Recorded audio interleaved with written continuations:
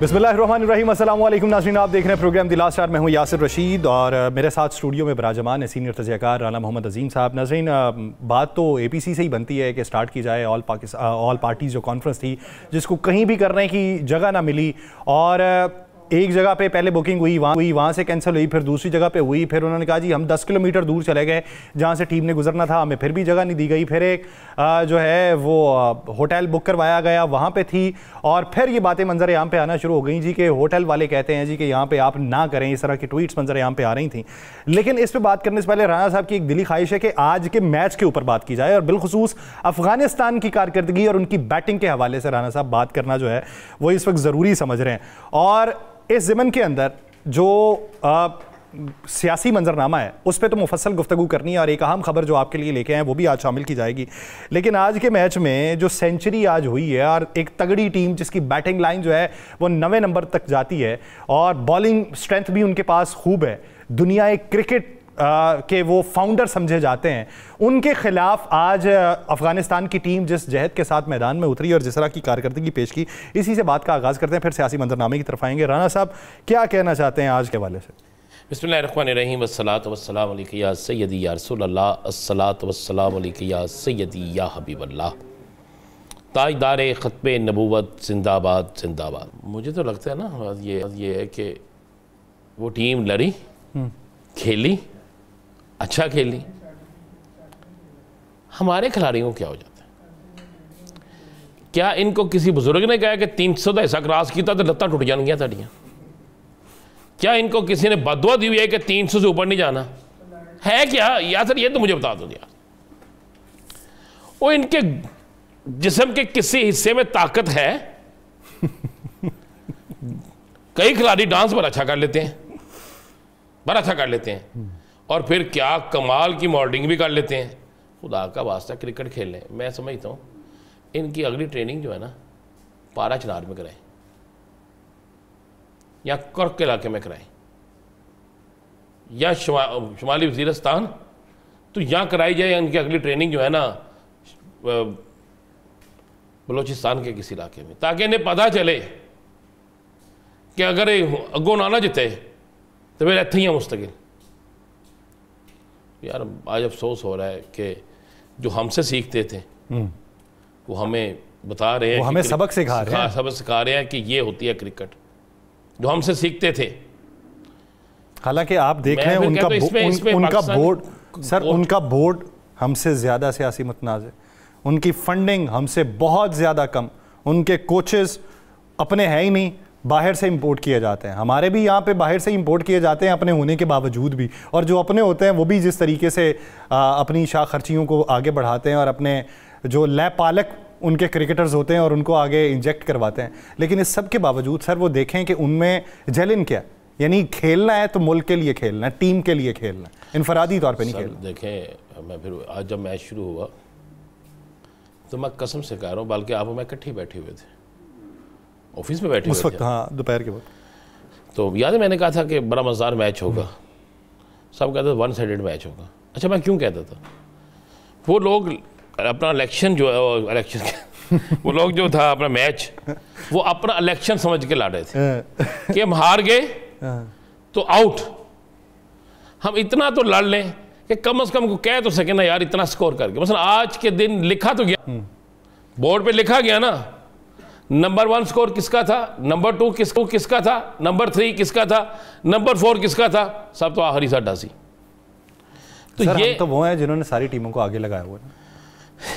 नहीं लगाया है, इसमें कोई शक नहीं। मेरा ख्याल है हमें रोज़े रखने थे, हमने कहा रोज़ों से पहले वापस आ जाए। ऐसा ही है ना, मुशक्क़त होती है ना सर, वो फिर वो मुशक्क़त बड़ी करने से जितनी मुशक्क़त हम लोग करते हैं ना उतनी मुशक्क़त इस पाकिस्तान की हिस्ट्री में जितनी मुशक्क़त हमारे प्लेयर करते कोई नहीं करता, बहुत मुशक्क़त करते। कैसे मिसाल भी देते हैं? मिसाल छोड़ दें, टीवी पे बैठे हैं, नहीं तो मुशक्क़त तो इनको बता दूं। मैंने तो कहा था कि ना मुझे मजबूर करें ये बताने पे कि कौन किस जगह कहाँ क्या क्या मुशक्क़त करता है। बस हम यही कहेंगे कि वाकई मोहसिन नकवी साहब इनकी सर्जरी चाहिए, एक बड़ी सर्जरी कर दें, दौरा न्यूजीलैंड के बाद होगी, सर्जरी कर दें एक इनकी, और ऐसी सर्जरी कर दें और इनके पास जो एक अलहदा फ़ोन होता है ना, उसके नंबर भी चेक करके सर्जरी करें कि किसके किससे राब्ते हैं, कौन कह के जाता है नेस तो बाद स्कोर मैं कोई नहीं करना। ये सारी चीज़ें चेक करनी चाहिए। टीमें लड़ने वाली होनी चाहिए, टीमें खेलने वाली होनी चाहिए, टीमें लड़ने और मरने वाली होनी चाहिए, रिज़ल्ट कोई भी आए। लेकिन जब आप खेलने जाते हैं और आपका चेहरा मायूसी की तरफ हो और आप अनफिट भी इतनी जल्दी हो जाते हैं कि जितनी जल्दी बंदा सोच भी नहीं सकता। फिट होते हैं इनको कई साल लगते हैं। अच्छा, अनफिट होने के बाद इनकी तस्वीरें बड़ी आती हैं लोगों के साथ, क्या ये अनफिट हो गई फेवरेट हो जाते हैं? मुझे बता दें ना, मैं बड़ी तस्वीरें देखता हूँ सोशल मीडिया पे। अनफिट होने के बाद या तो ये फिट हो जाते हैं या मुकम्मल ही। आप वो हवाला कबूतर वालों का दे रहे हैं? मैं पता नहीं किस किस का दे रहा हूँ ना करे। सर साहब, आज जो आप स्टोरी लेके आए हैं, ये बिजली कितनी की स्टोरियाँ सुननी है जी यासर साहब, क्या कमाल के हमारे सरकारी अफसरान हैं। और ये स्टोरी मुझे बड़े एक प्यारे मेरे दोस्त, किसी दौर में जर्नलिस्ट भी रहे हैं, आजकल वो महकमा वापडा में पाकिस्तान के अंदर इस्लामाबाद में अच्छी जगह पर पोस्ट है। उसने कहा यार आपको एक स्टोरी देता हूँ, ये स्टोरी कर लो। मैंने कहा है क्या?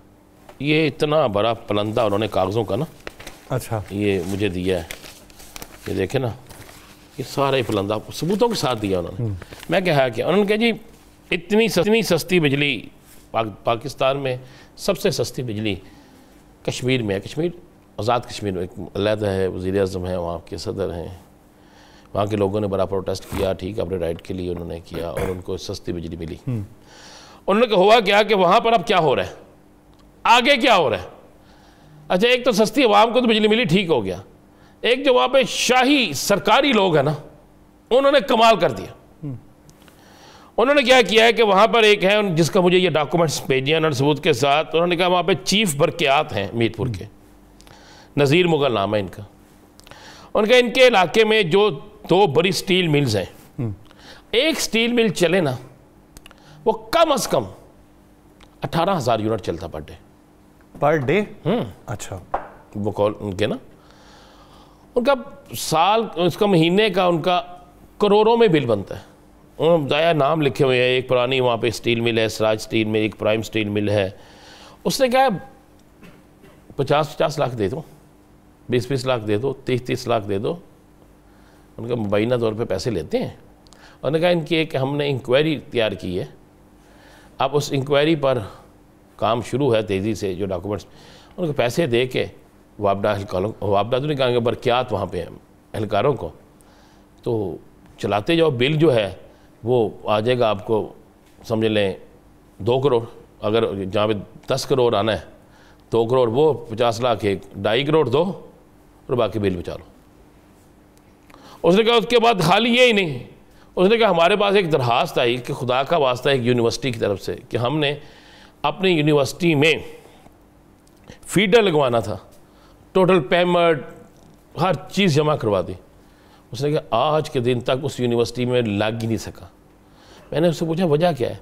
उसने कहा जी वजह बड़ी सीधी सी है, जिसको पैसे चाहिए होते हैं ना वो कहता हर जगह से पैसे मिले। उसने कहा जब हमने इस पे पूरा निकाला तो 4 शहर ऐसे बने जिसमें मीरपुर नंबर 1 आया, जिसके चीफ बरक़ियात हैं। मैंने बड़ा कोशिश की राब्ते से, नज़ीर मुग़ल साहब ये अगर अपने कोई चीज़ मौक़िफ़ देना चाहते हैं तो हमारा प्रोग्राम हाज़िर है जी, ये भी मौक़िफ़ दे, हमारे पास भी डॉक्यूमेंट्स हैं। बस ये अंदाज़ा लगा लें यूनिवर्सिटी का फीडर लगवाना हो, 8 करोड़ का बिल बनता हो, 2.5 करोड़ दे दो कर जो, और बाकी जो है जो मर्ज़ी करो। तो यासर जब मुल्क के अंदर क्या कर लेगी हुकूमत भी क्या कर लेगी, मैं आज हुकूमत की फेवर में बोलता हूँ, क्या कर लेगी हुकूमत बेचारी, जितना मर्जी जोर लगा ले, अगर क्या वो हर घर में जाकर खुद चेक करेगी? हरी बात है। और मज़े वाली बात है, मुझे बताया गया कि लाहौर में जब ऑपरेशन किया वापडा का बिजली चोरों के ख़िलाफ़, यहाँ स्टील मिल्स में जो होती थी, तो उन लोगों ने वहाँ से रुख लिया, वहाँ पे चले गए। उन्होंने कहा वहाँ पे आसानी है, वहाँ पे पैसे दे के काम छापा नहीं पड़ता, तो यहाँ से स्टील मिलें वहाँ पे शिफ्ट होना शुरू हो गई। और ये सारे डॉक्यूमेंट्स मेरे पास हैं। तो आप मुझे बताए मैंने तो उस बंदे से कहा मैं कि इसके खिलाफ कार्रवाई कर लोगे?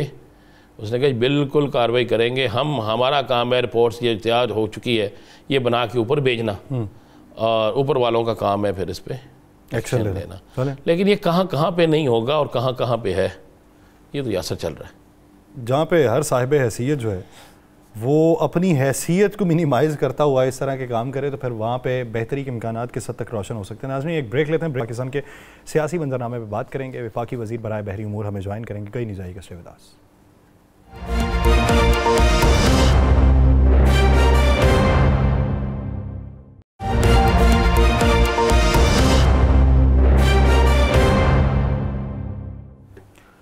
ब्रेक के बाद खुशामदीद नाज़रीन, मौजूदा सियासी मंजरनामा, अपोजिशन का बनता इत्तेहाद, हुकूमत की कारकर्दगी, सब के बारे में बात की जाएगी। इत्तेहादियों के जो मसाइल हैं उसके बारे में बात की जाएगी। जो लगने वाले इल्ज़ामात हैं इत्तेहादियों की जानिब से उसके ऊपर बिलखुसूस बात करनी है। हुकूमत की कारकर्दगी अगर बेहतर है तो अपोजिशन के इत्तेहाद के बनने में ख़तरा क्या है, और अगर हुकूमत की कारकर्दगी बेहतर नहीं है तो फिर ज़बान ज़द-ए-आम क्यों है, इसी बारे में बात करेंगे। हमें ज्वाइन किया वफाकी वज़ीर बराए बहरी उमूर कैसर अहमद शेख साहब ने। शेख साहब बहुत शुक्रिया आपके वक्त का।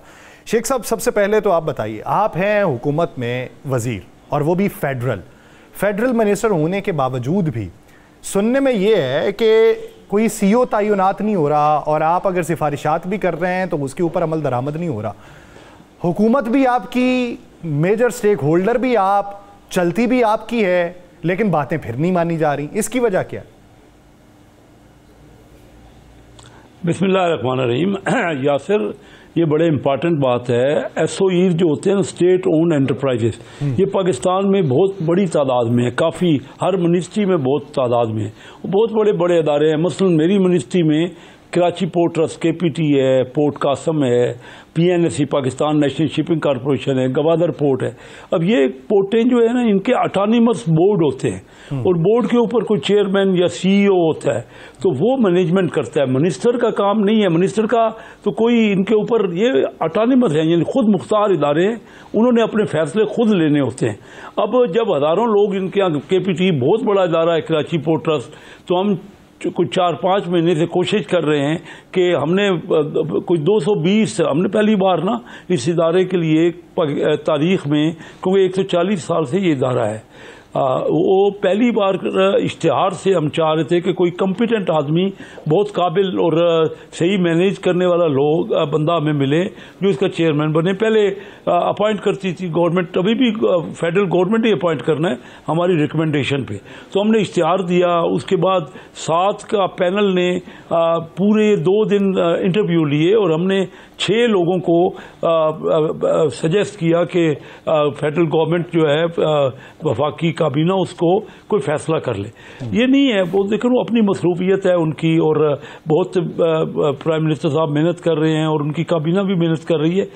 मसला ये, या तो काबीना के पास ये चीज़ें जाए नहीं, अब इतनी चीज़ें जाएंगी तो वो फैसला करने, और अगर 4-5 महीने से फैसला नहीं हो रहा तो अरबों खरबों के काम है उनके पास, और उनके डिसीजन कैसे होंगे।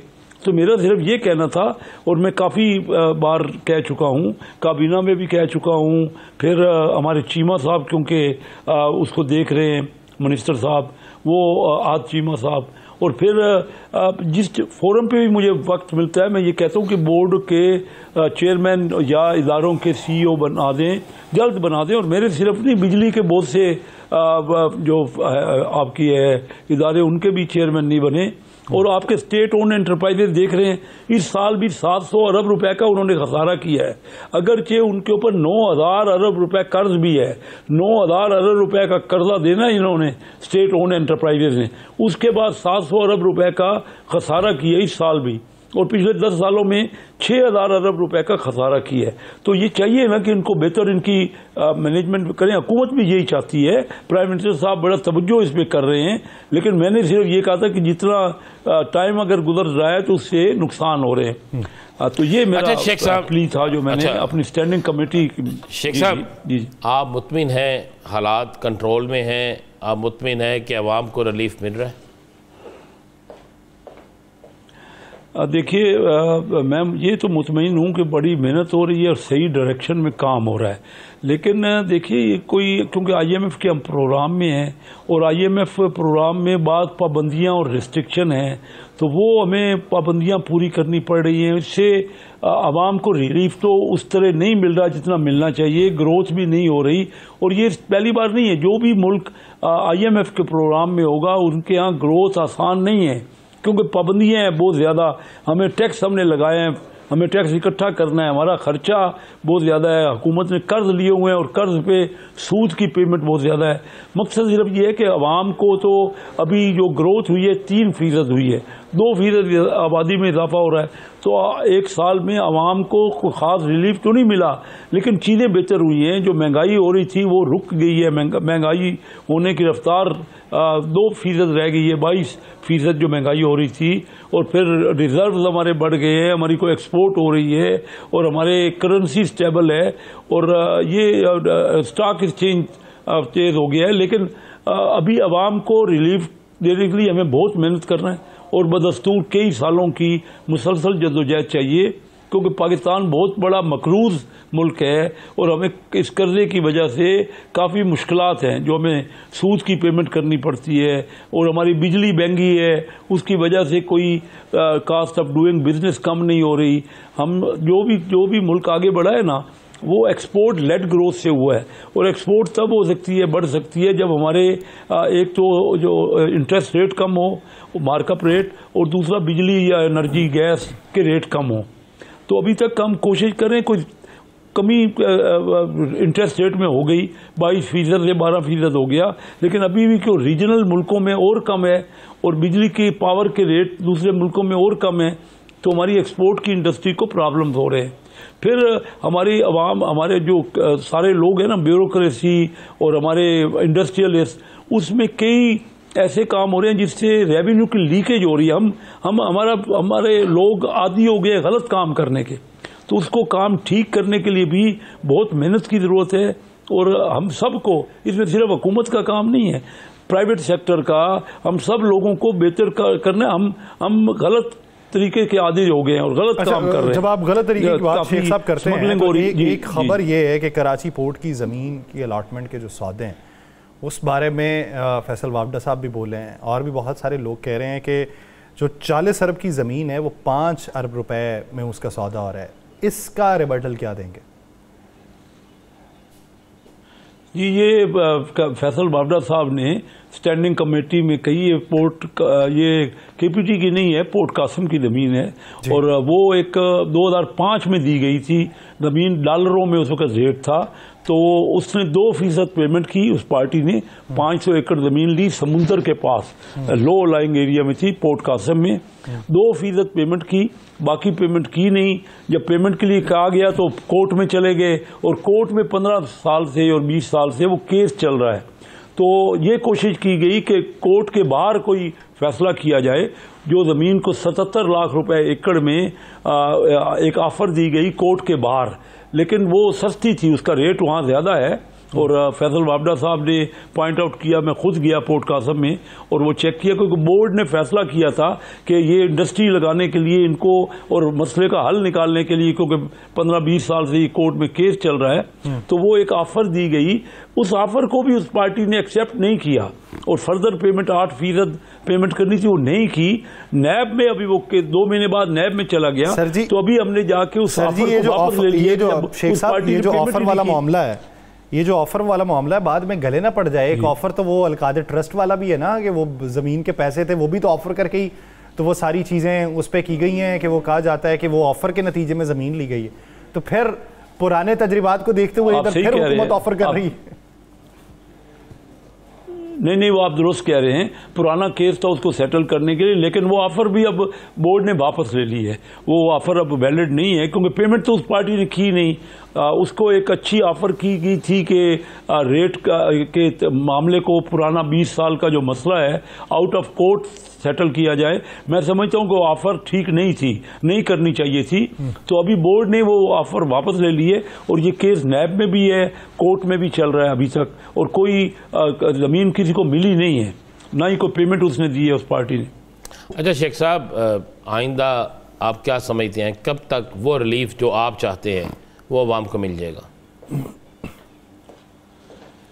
हाँ राणा साहब, बड़ी मेहनत की। देखिए मैं आपको अक्सर कहता हूँ सिंपल बात, थोड़ा सा अगर आपके पास, क्योंकि इसमें प्रोग्राम में वक्त होता है तो तवज्जो कर लें जो मैं कहना चाह रहा हूँ। जब पाकिस्तान इंडिया डिवाइड हुए, आज़ादी हुई, तो जो इलाके हिंदुस्तान के हिस्से में आए वहाँ तालीम भी ज़्यादा थी और वहाँ इंडस्ट्री भी ज़्यादा थी। पाकिस्तान के हिस्से में जो है ना तालीम थी ना इंडस्ट्री थी। लेकिन पहले 40 साल पाकिस्तान यही कौम थी, पाकिस्तान तरक्की कर रहा था, पूरी दुनिया पाकिस्तान की तरफ देख रही थी। साउथ कोरिया ने अपनी प्लानिंग हमसे ली। आप ईके देख रहे हैं, पीआईए इतनी डेवलप थी कि वो उन्होंने एमिरेट्स कराची के नाम से अपनी एयरलाइन शुरू की, जो कि आज बहुत बड़ी कामयाब है। अच्छा, मैं 40 साल में ये कह रहा हूँ कि उस वक़्त तक इंडिया जो है उसकी करेंसी भी हमसे कम उसकी वैल्यू थी और रिजर्व्स हमारे और इंडिया के बराबर थे।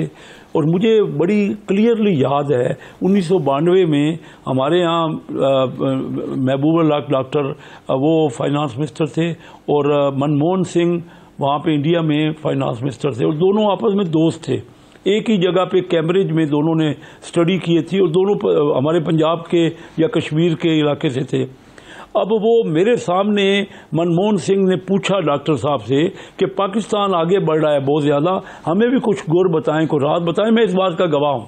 अब वो पहले 40 साल की कहानी है, जब इंडिया की इकानमी 4 गुना थी, उनकी आबादी 6 गुना थी, उनका पर कैपिटा यानी फी कर आमदनी हमसे कम थी। अब अगले 35 साल की बात करें, क्या हुआ कि हमने अपने रीजन में भी लड़ाई शुरू कर दी और हम आपस में भी पॉलिटिकल पार्टियां भी लड़ना शुरू कर दी। कोई भी इलेक्शन, किसी इलेक्शन को भी हमने फेयर करार नहीं दिया और ना ही वो फेयर हुआ। अब बात ये हुई कि इन 40 सालों के लड़ाई झगड़े की वजह से हम इतने नीचे चले गए हैं कि हम दुनिया की बहुत कम इकानमी, ये 35 साल पहले 40 साल हम तरक्की कर रहे थे और हम आगे बढ़ रहे थे इस पे, और हिंदू रेट ऑफ ग्रोथ कहते थे इंडिया की इकानमी को IMF। अभी हमारी सूरत हाल ये है कि जो 4 गुना इकानमी थी वो अब 12 गुना हो गई है। मैं आपको बताऊं कि 2007 तक 2017 में हमारा बजट जो था डिफेंस का $10 अरब था, इंडिया का डिफेंस का बजट $40 अरब था। हमारा अभी जो लास्ट बजट हमने दिया है वो $10 अरब से कम होकर $7.5 अरब हो गया है और इंडिया का $40 अरब से बढ़ के $83 अरब हो गया है, यानी 12 गुना उनका डिफेंस बजट भी हो गया है। हम जो 4 गुना था सिर्फ 2017 तक। तो जब तक हम आपस में झगड़ा करते रहेंगे, हम एक दूसरे के को गले जहाँ हम तो शेख साहब ये झगड़ा खत्म किस तरह होगा? ये झगड़ा खत्म करे ना, बीच में पड़े सारे लोग, हम सबको समझना होगा। हाँ, ये बात है आपकी अहम बात जो कर रहे हैं। मैं हाथ बांध के सबसे गुजारिश करता हूँ, देखिए मुल्क हमारा है, हम अपने मुल्क, इतना अजीम मुल्क है, इतने काबिल लोग हैं, हम क्यों आपस में, देखिए कहीं ना कहीं तो जाके वर्ल्ड वार हुई सेकंड, करोड़ों बंदे मर गए, उसके बाद भी टेबल पे बैठ के मसला हल हुआ ना। इंडिया पाकिस्तान की जंगें हुई, उसके बाद भी हम आपस में टेबल पे बैठ के डायलॉग किया ना, इतनी बड़ी बड़ी जंगों के बाद भी। ये तो हमारे अपने लोग हैं। ठीक है, गलतियां हुई होंगी, मैं ये कहता हूँ किसी से भी गलतियां हुई हैं। अब देखिए असेंबली में झगड़ा, थाने कचहरियों में झगड़ा, घर घर झगड़ा, तो फिर क्या, फिर मशवरा देना, फिर शेख साहब मशवरा तो देना, हम नीचे जा रहे हैं। एक तरफ वो मशवरा यही है, पीपल्स पार्टी कहती है पानी की तकसीम सही नहीं हो रही, दूसरी तरफ अपोजिशन जमातें कहीं बैठ के APC करना चाहती हैं, उनको इजाज़त नहीं मिल रही है। आपके अपने पुराने रफ़ीक शाहिद खाकान अब्बासी साहब ये कहते हैं कि जब सियासी जमातें उसूलों से हट जाएं तो फिर क्या बाकी रह जाता है? तो वो इशारा तो आपकी तरफ कर रहे हैं। नहीं ठीक है, देखिए बात है कि हम सब एक ही मुल्क के हैं और एक दूसरे के साथ मिलके भी रहे। मशवरा जो आपने पूछा ना, बेहतरीन मशवरा वो है जो आसिफ जरदारी साहब ने इस साल की प्रेसिडेंशियल स्पीच में दिया कि हर एक को 2-2 कदम पीछे हटना चाहिए और फ्लेक्सिबिलिटी दिखानी चाहिए, अनाएँ छोड़ देनी चाहिए। मूछें हमारी कोई क्या है यार, हम मुल्क सबसे आगे है, हमारा मुल्क, हमारे लोग सबसे। ठीक है गलतियां हुई होंगी, मैं गलत हूँगा, चलो ठीक है, जो उसको बख्श देना, एक दूसरे को माफ़ कर दें, दरगुजर कर दें और दूसरा हर कोई मोहब्बत से जब बैठेगा ना टेबल पे, मैं आपको बताऊं इस वक्त हमारे जो अपोजिशन वाले हैं ना, मैं उनको सिंसियरली कहता हूं, जब वो बैठेंगे ना टेबल पे उनको फ़ायदा होगा। हमेशा मैं अपनी ज़िंदगी में, मैं एक सीनियर उम्र का बंदा हूं और मैं कई इलेक्शन आपके सामने कंटेस्ट कर चुका हूं। मशवरा ये है कि जब भी कोई टेबल पे बैठा जाता है ना, तो कोई ले के उठता है। ऐसे हम टेबल की ऑफर नहीं कर रहे उनको, इनको जब कह रहे हैं कि आइए बैठिए, इसमें सारी पार्टियां, स्टेक होल्डर जो है वो हमारी ये रियासत भी है, जिसको आप इस्टेब्लिशमेंट कहें, जो भी कोई नाम दे लें। देखिए बात ये है कि तमाम स्टेक होल्डर, चाहे अदलिया है, सबको बैठ के और एकोमोडेट करना चाहिए एक दूसरे को, और खामखा उनके खिलाफ। देखिए हमारे फौजी भाई जो हैं वो बेचारे कुर्बानियाँ, और बच्चे हमारे कुर्बानियाँ दे रहे हैं, बेतहाशा कुर्बानियाँ दे रहे हैं, और उसके बावजूद अगर उनको हम डिमोरलाइज करेंगे, सोशल मीडिया में उनके खिलाफ बातें करेंगे, तो क्या गुजरेगी उनके ऊपर, जो शहीद हो रहे हैं, जो अपनी जानें निछावर कर रहे हैं। तो एक दूसरे की इज्जत करें। इज्जत मैं समझता हूं कि सारे जो है वो काबिल इज्जत है। गलतियां को दरगुजर करके असम्बलियों में बैठ जाएं या बाहर बैठ जाएं टेबल पे। अब शायद खकान अब्बासी साहब को क्या कुछ, देखिए इज्जत तो उनको मिली है ना, प्राइम मिनिस्टर भी बने हैं, उनको हमारी पार्टी ने भी इज्जत दी है। अगर हो सकता है उनको कोई गलत कोई तकलीफ पहुंची हो तो कोई बात नहीं, इसमें जब एक दूसरे को बात बताई जाती है, एक खानदान में भी झगड़े होते रहते हैं, तो ये तो हमारा अपने सारे अपने हैं, मुल्क के इलेक्टेड लोग हैं और सारे काबिल लोग हैं। तो ये जब अगर या कोई झगड़े या कोई और हल निकला हो, कोई आप बताएं, इस मशवरे के अलावा कोई और मशवरा किसी ने दिया हो तो वो बता दें। ये आखिर बैठना तो है ही, हमने एक टेबल पे बैठ के अगर मुज़ाकरात हों तो पुरानी रंजिशें भुलाई जा सकती हैं, पुराने दौर को याद किया जा सकता है, बेहतरी का सामान किया जा सकता है, लेकिन उसके लिए टेबल पे बैठना सबका जरूरी है। बहुत शुक्रिया कैसर अहमद शेख साहब इस हवाले से देने के लिए। नाज़रीन दीगर इश्यूज़ पे बात करेंगे एक शॉर्ट ब्रेक के बाद, कहीं नहीं जाएगा। Stay with us.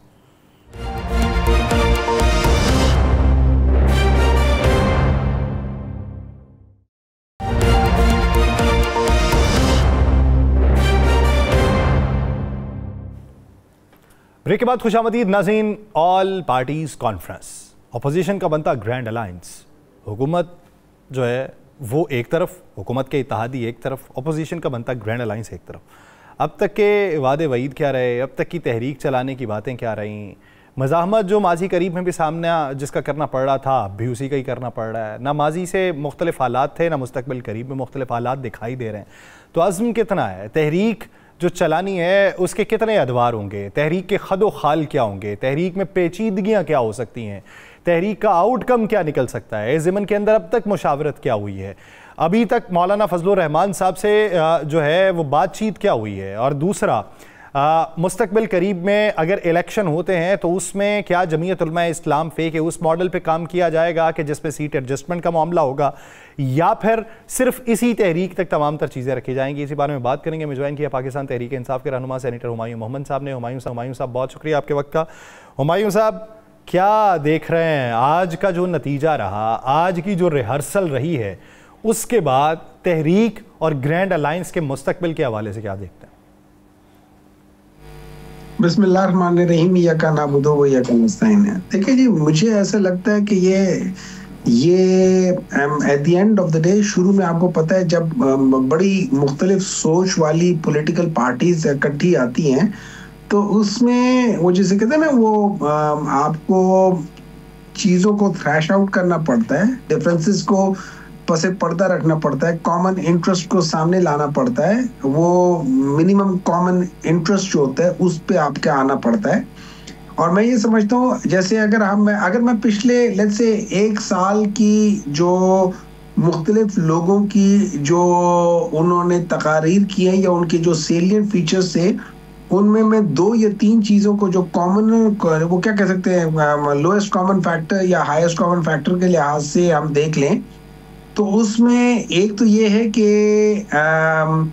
ये जो इलेक्शंस था, ये पाकिस्तान में सारे इलेक्शंस फ्रॉड होते रहे हैं। मतलब 1971 में सही रिजल्ट आया था, इलेक्शन फ्री एंड फेयर था, लेकिन उसका रिजल्ट आउटकम जो था वो टोटली अनफेयर था और वो फ्री नहीं था। उसको सैबोटाज करके लोगों को इंस्टॉल किया गया था। So that is what happened in 71. उसके बाद से फिर इंस्टॉलेशन की बजाय उन्होंने डायरेक्ट इलेक्शंस को ही चेंज करना शुरू कर दिया अकॉर्डिंग टू देयर विल। तो अब बात हम इस जगह पे आ गए कि ये इलेक्शंस के प्रोसेस को हमें फ्री एंड फेयर करना पड़ेगा। और ये जो हुकूमत है जो कि इस वक्त बहुत ही बड़े फ्लॉड इलेक्शंस की वजह से, आप ये देख लें कि जो इकोनॉमिक इंटेलिजेंस यूनिट है उन्होंने आज पाकिस्तान को जो मार्शल लॉ के दौर की अथॉरिटेरियन रिजीम्स होती थी उनसे ज्यादा बुरी अथॉरिटेरियन रिजीम करार दे दी है। मुशर्रफ के ज़माने में जो पॉइंट्स इनको दिया गया था वो 3.92 था। 4 से नीचे अथॉरिटेरियन रिजीम होती है, 4 और 6 के दरमियान में हाइब्रिड डेमोक्रेसी होती है, 6 और 8 के दरमियान में फ्लॉट डेमोक्रेसी और 8 और 10 के दरमियान में फुल डेमोक्रेसी होती है। तो हम लोग अथॉरिटेरियन रिजीम में 3.25 पे पहुंच गए। That means we are almost midway between absolute fascist regime, जिसका अगर हम सबसे बुरी रिजीम को अगर हम लेट्स से कोई इस किस्म की उसके साथ भी कर लें तो we are almost halfway to that area. तो इन चीज़ों को जब हम देखें तो मुझे ऐसे लगता है कि चीज़ें करीब आ जाएंगी। खदशात होते हैं, हर एक होते हैं, खासतौर पे माजी में वो कहते हैं ना दूध का जला छाछ भी फूक फूक के पीता है। तो मौलाना साहब थोड़े से उनको खौफ है, उन्होंने कहा हुआ है कि हमें बाज़ चीज़ों का खौफ है या फियर है। फियर की कोई बेसिस नहीं होती, लेकिन मौलाना साहब को फियर इस वजह से कि उन्होंने जिन लोगों को अपना कंधा दिया था उन लोगों ने उनके कंधे पे चढ़ के उनको छुरा घोंप के आगे निकल गए और उनको वहीं छोड़ के। तो मेरा तो उनको यही एक मशवरा है कि मौलाना साहब उन दुश्मनों की इज्जत करें जो सामने से आके वार करते हैं और उन दोस्तों से दूर रहें जो आपके साथ खड़े होकर आपके पीठ में छुरा घूमते हैं। हम लोग एक्चुअली अपने जो सामने आने वाले दुश्मन होते हैं ना, हम उन पे फोकस करते हैं और हम उनको बुरा समझते हैं। एक्चुअली जो आपके ओपोनेंट जो सामने आता है, he is the most respected person because वो सामने आके वार करता है। आपको पता होता है मैंने इसके साथ लड़ाई करनी है। आपको उन दुश्मनों का नहीं पता होता जो जिसे हम कहते हैं Wolves in the sheep clothing, वो आपको नहीं होते। जिसके दूसरे लफ्जों में हम कहते हैं कि ये जिसको अल्लाह ताला ने भी काफरों से ज्यादा बुरा दर्जा दिया, वो मुनाफिक हैं जो आपके साथ खड़े होते हैं लेकिन आपके साथ नहीं होते हैं। तो मौलाना साहब को उन मुनाफिकों से एक डर था। मैं सिर्फ उनको ये कहता हूँ कभी तहरीक इंसाफ को आजमा के देखना। हम लोग दोस्तों के दोस्त भी हैं और दुश्मनों के दुश्मन भी हैं। अच्छा जी, ये आज पहला दिन गुजर गया, कल दूसरा दिन है। कल का दिन भी पुरसुकून गुजर जाएगा, ये कॉन्फ्रेंस मुकम्मल हो जाएगी, या कुछ खदशात का इजहार किया जा रहा है कल, कुछ ऐसा तो नहीं? देखिए, मैं जो शायद खाकान अब्बासी साहब बात कर रहे थे कि ये चीज़ें वो मैं इसलिए कह रहा हूँ कि जो GDA थी, GDA के लोगों ने एक प्रोग्राम में मेरे साथ सारा बानो साहिबा थी और उन्होंने ये बताया था कैटेगोरिकली कि उनको और उनकी पार्टी वालों को लोगों ने कहा है कि भाई आप लोग तहरीक इंसाफ के साथ ना मिलें। जब हम कराची, हमारी जो रिप्रेजेंटेशन थी वो जब कराची गई थी तो उनको कहा गया था, लेकिन वहाँ पे पीरो पगाड़ा साहब ने एक बड़ा ओपन स्टांस लेते हुए कहा कि मैं तो इनके साथ खड़ा हूँ। तो मैं ये समझता हूँ कि ये आहिस्ता आहिस्ता ये सारी चीज़ें इकट्ठी मिलनी शुरू हो जाएंगी। और जो मैं देखता हूँ अगर फ्यूचर में ये GDA सिंध में और JUI KP में और बलूचिस्तान में PTI ऑफ कोर्स साथ ये जो कौम परस्त छोटी जमातें हैं बलूचिस्तान में आके कर लेती हैं और हम लोग मिल जाते हैं। सो मेरे ख्याल में हम इन दो पार्टियों को या इन तीन पार्टियों को जिन्होंने पिछले 40 साल से इस मुल्क के अंदर किसी न किसी फॉर्म में हुकूमत करते रहे हैं, हम उनसे वंस एंड फॉर ऑल उनसे अच्छे खासे लंबे अरसे के लिए छुटकारा हासिल कर सकते हैं। सिंध में GDA के साथ मिलके हुकूमत बन सकती है, पंजाब में हमारे पास ऑलरेडी है लेकिन फिर भी इनके साथ मिलके KP में JUI के साथ मिलके हो सकती है और उस लिहाज से फेडरल में भी हो सकती है। तो मैं ये समझता हूँ कि अगर ये सारे फ्री फेयर ट्रांसपेरेंट इलेक्शन के लिए, और वो भी पाकिस्तान के लिए, इसमें PTI या कोई वो नहीं है, इसमें हमें पाकिस्तान को कि ये जो मसला है उसको once and for all resolve करना है। और बेसिक मसला ये है कि पाकिस्तान में पॉलिटिकल मेरिट नहीं है। पाकिस्तान में पॉलिटिकल मेरिट जिस दिन आ जाएगा पाकिस्तान भी उसी स्पीड से तरक्की करेगा जैसे बाकी मुल्कों ने तरक्की की है। हमारा मेन प्रॉब्लम यह है कि हमारे यहाँ पे पॉलिटिकल मेरिट नहीं है। अच्छा हुमायूं साहब, आप जब बात कर रहे हैं जीडीए की, दीगर जमातों की, उसमें आपने मौलाना की भी बात की कि मौलाना को उस दुश्मन पे भरोसा करना चाहिए जो सामने से वार करता है, लेकिन मुमकिन सेटअप के हवाले से भी बाज़ सुनाई देती थी। बहुत सारे लोग कहते थे कुछ ऑफ़र किया गया है, लेकिन जो बादी नज़र में चीज़ें दिखाई दे रही हैं वो ये हैं कि मुस्तक़बिल करीब में जमीयत उलमा इस्लाम पे क्या ये भी चाहती है कि वो पाकिस्तान तहरीक इंसाफ के साथ मिलकर केपी में इलेक्शन लड़े किसी एक निशान के ऊपर, या सीट एडजस्टमेंट की सूरत में, और आप कंपेन उनकी करें वो आपकी करें, कोई इस तरह की यकीन दहानी भी मांगी जा रही? देखिए मैं एक बात बताता हूँ, देखिए दो चीजें हैं। सबसे पहले हम पाकिस्तान को आगे रखते हैं और पाकिस्तान को हमें इस ग्वाइडमायर से निकालना है। पाकिस्तान इस वक्त एबिस में है, बिल्कुल डेप्थ पे है, मतलब हर चीज की आप ये सोचें CCC- का मतलब है you are at the verge of collapse. That means आप बिल्कुल एज से, और अभी आप 6-7 इंचेस या 1 फुट अंदर आ गए तो खतरा भी बहुत ज्यादा है, किसी वक्त में फिसल के नीचे गिर सकते हैं। लेकिन हुमायूं साहब बसद एहतराम, जब आप लोगों की हुकूमत थी, पीडीएम बन रही थी, तो पीडीएम वाले भी तमाम लोगों को इसी नैरेटिव के ऊपर ही इकट्ठा कर रहे थे कि मुल्क दिवालिया हो जाना है, अभी तो सिर्फ मुल्क के लिए निकलना पड़ेगा। तो मौलाना साहब उसी काफिले का हिस्सा थे और मौलाना साहब अब भी उसी नैरेटिव का सामना कर रहे। सर देखिए बिल्कुल होते हैं। देखिए जैसे मौलाना साहब ने 26वीं तरामीम के जब पास हो गई थी, और उसके बाद जिस तरीके से उस कमीशन ने जो मौलाना साहब को जो मुसवदा दिया गया था बाय PMLN, उसमें लिखा हुआ था कि चीफ जस्टिस मंसूर अली शाह होंगे और उसके साथ बाकी सारी चीजें उसी लिहाज से थी, लेकिन वो एक बहुत बड़ा इंपॉर्टेंट फैक्टर था जिसको होना था। और मौलाना साहब ने खुद कहा है कि उनके साथ धोखा हुआ है कि उसको चीफ जस्टिस मंसूर अली शाह को हटा दिया गया था। ये चीज बिलावल भुट्टो ने भी कही है। तो देखिए जब आप एक चीज को हटा देते हैं, आपका जो एक इंपॉर्टेंट फैक्टर है आपको कर लेते हैं, तो इसका मतलब है ये ब्रीच ऑफ ट्रस्ट है या ब्रीच ऑफ कॉन्ट्रैक्ट है। तो उस लिहाज से, तो मेरे लिहाज से तो मौलाना साहब को 26वीं तरामीम को रिवर्स करने के लिए आगे निकलना चाहिए, क्योंकि उनके साथ धोखा हुआ है, पूरे पाकिस्तान के साथ धोखा हुआ है। और सबसे बड़ी बात ये, मुझे एक बात बताएं आप में से, राना साहब आप मुझे बता दें, अगर आपने कोई एक तकरीर पार्लियामेंट के फ्लोर पे सुनी हो कि जिसमें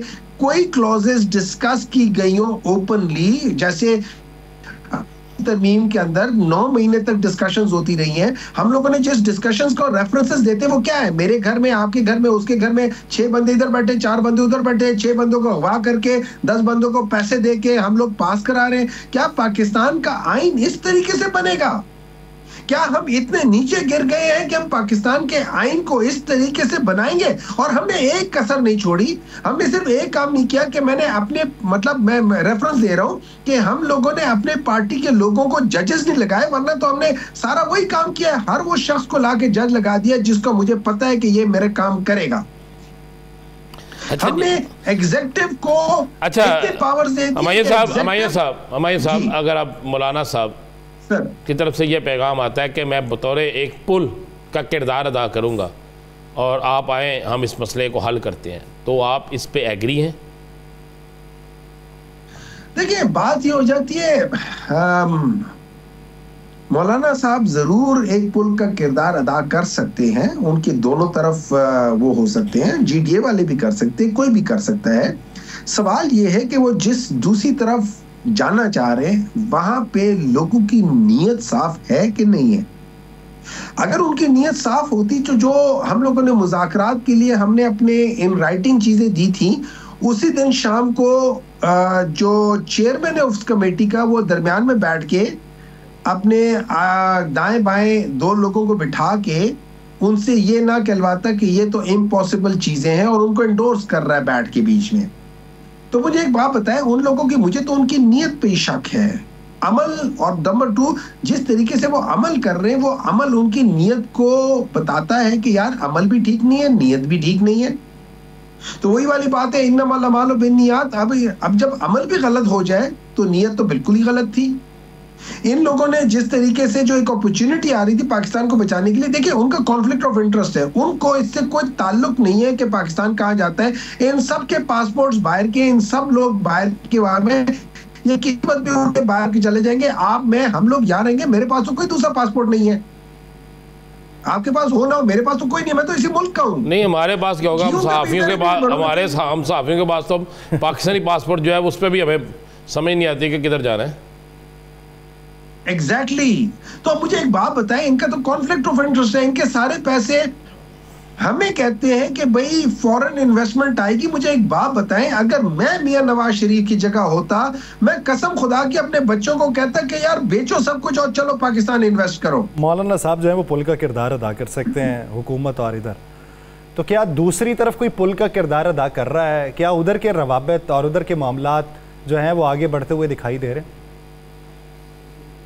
देखिए मुझे मैं सच बात बताऊं, देखिए बात ये कि मैं घुमा फिरा के मुझे समझ नहीं आती कि मैं कैसे बात करूं, लेकिन ये होता है कि मुझे वहां पे नफरतें नजर आती हैं। वहां पे एक शख्स के खिलाफ नफरत है, मुझे नहीं पता कि वो नफरत किस वजह से, इस वजह से कि उसने इन सब का कारोबार ठप कर दिया था? क्या नफरत इस वजह से कि उसके साथ सारी अवाम मोहब्बत करती है? क्या नफरत इस वजह से है कि उस एक शख्स के ऊपर लोग एतबार करते हैं, अपने माल के एतबार करते हैं, वो अगर कहते हैं यार मुझे ये दे दो, लोग कर देते हैं? क्या ये नफरत का जरिया है या कोई और वजह है? मैं ये समझता हूं, मेरी नजर में अगर आज इस मुल्क को अगर किसी एक शख्स जिसके ऊपर मेजॉरिटी ऑफ मुल्क एतबार करता है तो वो इमरान खान है। तो क्या उस शख्स को आज हमें यूज नहीं करना चाहिए इन द राइट रीजंस इस मुल्क के लिए? और वो मांग क्या रहा है? वो जो खत लिख रहा है, देखिए ये खत जो लिख रहा है इसको लाइट मत ले, ये हिस्ट्री के अदवार में लिखे जाएंगे, ये उसी लेवल के खत लिखे जाएंगे। इसके अंदर कोई प्राइवेट बात नहीं मांगी कि मुझे ये करो, इसमें मुल्क के लिए मांगा गया। और ये वही होगा जैसे 1930s 40s में जवाहरलाल नेहरू ने खत लिखे थे उधर से जेल में से, या 1963 में मार्टिन लूथर किंग ने लिखा था, जिसका फेमस सेंटेंस था कि injustice anywhere is a threat to justice everywhere. उसके बाद फिर आप आगे चले जाए तो नेल्सन मंडेला 1964 में उसने भी खत लिखे थे। ये बड़े बड़े स्टेट्समैन तो थे, भुट्टो ने खत लिखा था, माय डियर डॉटर। सो ये सारे जो बड़े लोग होते हैं, पढ़े लिखे लोग होते हैं, वो खत के जरिए कम्युनिकेट करते हैं और वो जेलों की सलाखों के पीछे होते हैं, लेकिन उनकी सोच में उनका मुल्क होता है, उनकी सोच में सारी चीज होती है। हाँ, आगे अगर आपके पास अंगूठा छाप लोग बैठे हो, उनको क्या पता कि क्या लिखा हुआ है। यानी खत के जरिए से कम्युनिकेशन करने की कोशिश की जा रही है। ये तो अब मुनसर है खत का जवाब देने वाले पे कि वो खत का जवाब किस तरीके से देता है। बहुत शुक्रिया हुमायूं मोहम्मद साहब इस हवाले से अपना वक्त देने का। साहब क्या देख रहे हैं जब उमर अयूब साहब ये बात करते हैं कि जी अगर आज हमारी बात ना मानी गई, ये कॉन्फ्रेंस ना हुई, तो कल जाके हम फिर चीफ जस्टिस का दरवाज़ा खटखटाएंगे। क्या ये सारा मामला एक तरफ जमीयत उलमा इस्लाम फ़े और PTI में पैचअप अगर होता है तो वो किन बुनियादों के ऊपर होगा? अच्छा, ये तो PTI और मौलाना साहब भी बता सकते हैं, लेकिन जो हमारे पास खबर है कि उसमें सीट एडजस्टमेंट लफ्ज़ कहीं नहीं है।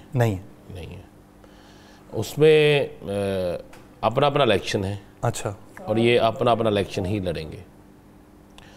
उसमें किसी जगह इत्तेहाद का लफ्ज़ भी नहीं है। मैं आपको ये बड़ा क्लियर बता दूँ, ना मौलाना साहब की तरफ से है और ना ही ये तहरीक इंसाफ की तरफ से है। ठीक, आगे आप आ जाए कि एक बात तो बताएं, ये जो कॉन्फ्रेंस हो रही थी इसमें कोई 50,000 लोग थे? सिर्फ पार्टी रहनुमा और सीनियर सहाफ़ी थे। मुझे भी आया हुआ था, मैं लाहौर में बैठे थे, हम नहीं जा सकते थे, बाकी जो लोग जिन्होंने जाना था वो गए। बात बड़ी सिंपल सी है, जगह क्यों नहीं मिलती? जमहूरियत है ना, जगह मिलनी चाहिए था ना। उन्होंने क्या कर लेना था? वो 40 लोग या 50 लोग बाहर निकल के एहतजाज कर लेते। ठीक है, आप वो रूट चेंज कर दें जहाँ से टीमें गुजरनी है, ये बड़ा ज़रूरी है। वाकई टीमें हमारी इज़्ज़त, हमारे मुल्क का एहतराम सबसे पहले। उसके बाद अगर वो किसी और जगह जा रहे हैं उससे भी नहीं, उस बकौल शाहिदा खान अब्बासी साहब ने जो कहा है कि हमने 10 किलोमीटर दूर। अब क्यों इतनी परेशानी है? और मुझे तो कल के मतलब भी कुछ और ख़बर है, वो हम कन्फर्म नहीं कर सकते, कल की बात कल पे करेंगे, लेकिन मुझे कल के मतलब भी कुछ और ख़बर है। तो यासर इन सारी चीज़ों पे जब आप सियासी इस्तेहकाम चाहते हैं, आप जमहूरी इस्तेहकाम चाहते हैं, आप सियासत के अंदर से नफ़रत का ख़ात्मा चाहते हैं, तो अगर जरदारी साहब ने कहा 2 कदम पीछे हटें, तो उस सब में सबसे पहले हुकूमत को पीछे हटना होगा, फिर अपोजिशन को भी हटना होगा, फिर दीगर स्टेक होल्डर्स जो है वो हुकूमत ही होती है ना, वो हटना होगा। अब वाकई बात दुरुस्त कही है शेख साहब ने कि असम्बली के फ्लोर पे, शेख साहब ने भी कही यही बात, और ये बात हमायूं साहब ने भी कही, किस असम्बली के फ्लोर पे हमने कभी क्या अवाम की बात सुनी है? हम चाहते हैं कि हमारे हुक्मरान हों, हमारे अपोजिशन लीडर हों, हमारे दीगर सियासी जमातों के लोग हों, वो जो वोट लेके गए हैं, जो मैंडेट लेके गए हैं, वो इस चीज़ का लेके गए हैं हमसे कि वो हमारी बात करेंगे, वो इस मुल्क से गुर्बत के ख़ात्मे की बात करेंगे, वो इस मुल्क में सियासी इस्तेहकाम की बात करेंगे, वो नौजवानों के रोज़गार की बात करेंगे, वो गरीब के बच्चे की तालीम की बात करेंगे, वो इस मुल्क के अंदर आम आदमी को इंसाफ की देने की बात करेंगे। लेकिन ये तो बात ही नहीं हो रही। मुझे किसी इजलास में बता दें, किसी इजलास में बता दें ये बात हो रही है। 2 दिन बाद या 3 दिन बाद अल्हम्दुलिल्लाह रब्बिल आलमीन रमज़ान शरीफ आ रहा है। ये ज़रूर होगा कि हमें रोज़ाना मुख्तलिफ़ सियासतदानों की, चाहे वो किसी भी सियासी जमात से तल्लुक़ रखता हो, 100 के करीब तस्वीरें टीवी पे नज़र आएंगी, आटे का थैला देते हुए, घी का डब्बा देते हुए। और राना साहब सितम ज़रीफ़ी देखिए कि मैं कल एवेलुएट कर रहा था कि दीगर ममालिक में जब रमज़ान शरीफ की आमद हो रही होती है, मुस्लिम ममालिक में ख़ास तौर पे, वहाँ पे ख़बरें क्या होती हैं कि इक़दामात क्या किए जा रहे हैं, किन मसाजिद में बड़े इज्तिमात होंगे, ईद की तैयारियाँ किस तरीके से होंगी, दूसरे महीनों से ये महीना कैसे मुख्तलिफ होगा, उसके फ़ज़ाइल के बारे में बात हो। और एक हमारा मुल्क है जहाँ पे ख़बरें, हेडलाइंस के अंदर बातें क्या हो रही होती हैं कि रमज़ानुल मुबारक की आमद के साथ ही मुनाफा गोर माफिया सरगर्म हो चुका है, चीज़ों की कीमतें आसमान पे पहुँच चुकी हैं। ये है हर रमज़ान से पहले हमारी ख़बरें। मैंने दुनिया के कुछ ममालिक में रमज़ान गुजारा भी है। गैर मुस्लिम जो मुसलमान नहीं हैं वो स्पेशल रमज़ान पर सेल लगाते हैं उनके स्टोर्स के अंदर। अच्छा, इसी तरह आप चले जाएं सऊदी अरब के अंदर, इतना ज़्यादा रियायत देता है सऊदी अरब, इतनी रियायत देता है सऊदी अरब कि आप सोच नहीं सकते। इवन वो चीज़ें जो खाने पीने की नहीं भी हैं उन पर भी 50% रिलीफ है। वो लोग खुलकर लोगों को देते हैं।